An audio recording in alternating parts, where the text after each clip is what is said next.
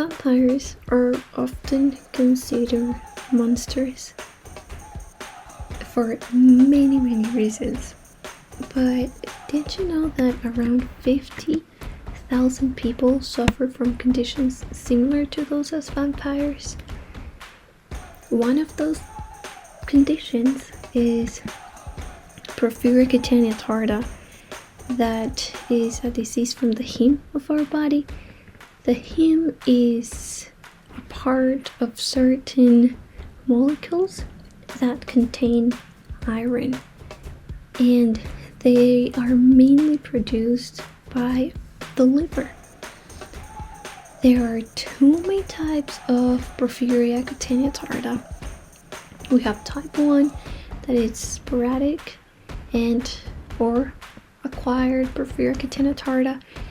This is the most common type, and about 80% of the cases in the United States have this type of PTC.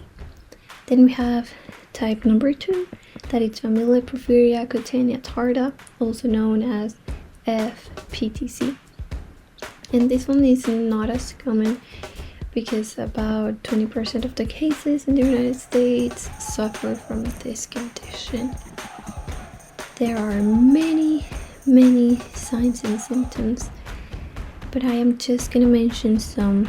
We have abnormal blistering of the skin, we have sensibility to the sun, we have poor wound healing, we have fragile skin, hepatitis, and many others that can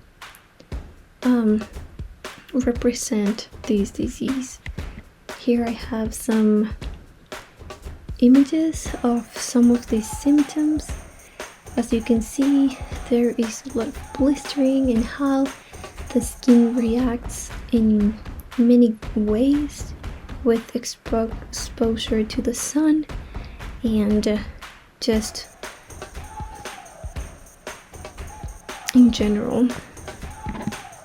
There are 3 main tests that can be done to recognize this condition. We have test number 1, that it's a blood test to measure the porphyrins in the plasma of the blood. Test number 2 is a urine and feces test to evaluate the patterns of porphyrins in our body. And then we have another test that is going to measure the enzymes in the red blood cells. There is another test that is not specifically to evaluate or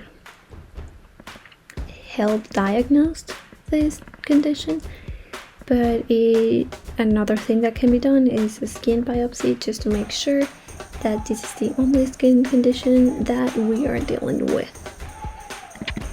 Then we have treatment. This is a little bit hard, but we have avoidance of the sunlight, just a lot of patience and avoid the light. And number 2, protective clothing. Just find something that is going to protect the skin for any danger. Then we have venesection, that removes a little bit of blood every 3 weeks to regulate the iron in our bodies. And number 4 is that small doses or low doses of chloroquine can be given to a patient to reduce iron levels in the liver. Here are some of my references. Thank you.